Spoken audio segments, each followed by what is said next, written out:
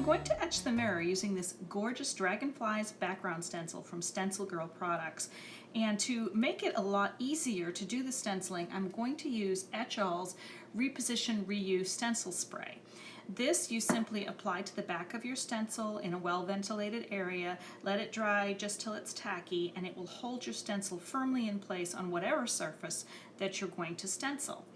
So I've taken this outside and already given my stencil a spray, and I'm ready to now etch.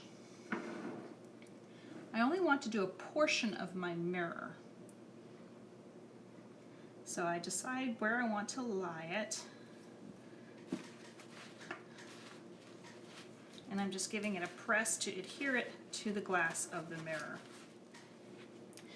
To do the etching, I'm using Etching Creme. I love Etching Creme because it's reusable. So it's a really great value, and it gives a beautiful etch.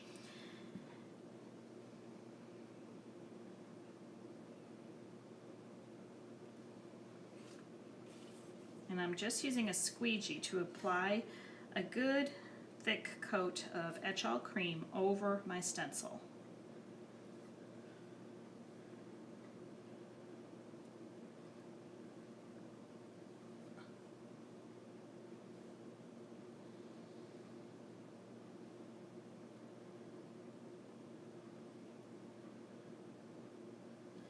I'm going to let that set for 15 minutes and then I'll be back to do the next step.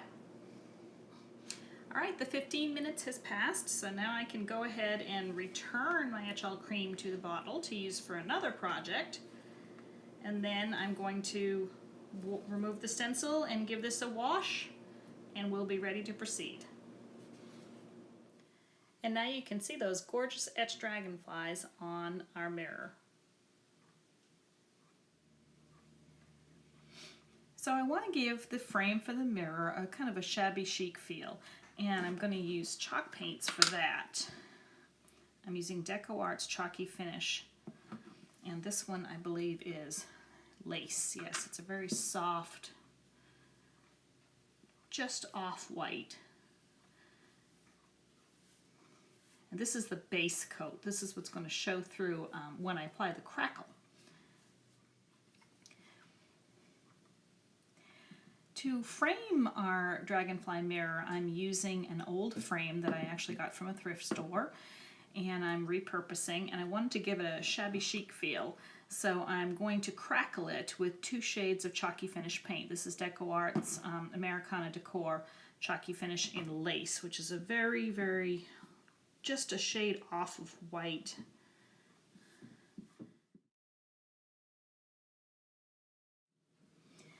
I'm not too worried about this being a perfect coat because, again, it is just the undercoat that's going to peek through the crackle. So we're going to let this dry completely and then we'll move on to the next step.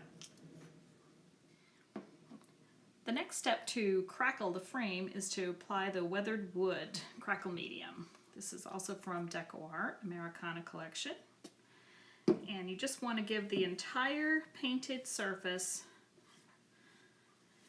a coat of this weathered wood crackle finish, and then you're going to let it dry completely. So now that the weathered wood crackle finish is dry, it's time to go over it with the overcoat, and I'm using Treasure Chalky Finish paint. I'm just going to apply a light coat.